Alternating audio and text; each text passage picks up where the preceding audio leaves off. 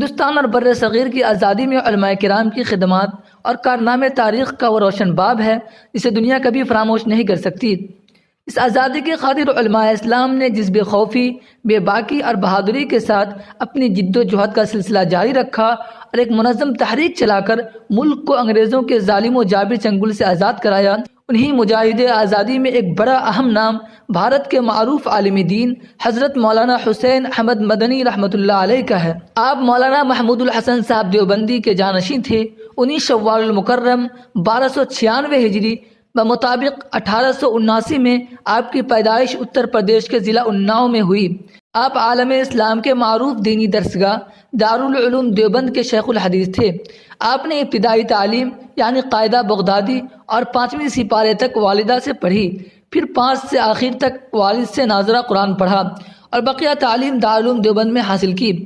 آپ اپنے والد مولانا محمود الحسن صاحب دیوبندی کے مشن کو پائے تکمیل تک پہنچانے اور حصول آزادی کی خاطر 4 بار جیل گئے اور تقریباً 7.5 برس اسیر فرنگ رہے۔ آپ جب مالٹا کے جیل میں تھے تو ایک دن کئی ہفتوں کی رکی ہوئی ڈاک پہنچی تو ہر خط میں کسی نہ کسی فرد خاندان کی موت کی خبر ملتی۔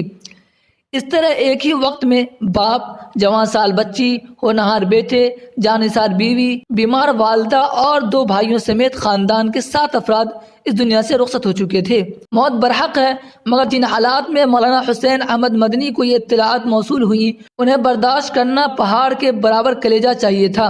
مولانا حسین احمد مدنی مالٹا کے قید کے دوران 10 ماہ میں قرآن مجید یاد کر کے مولانا محمود الحسن کو تراویح کے بعد نوافل میں سنایا کرتے تھے۔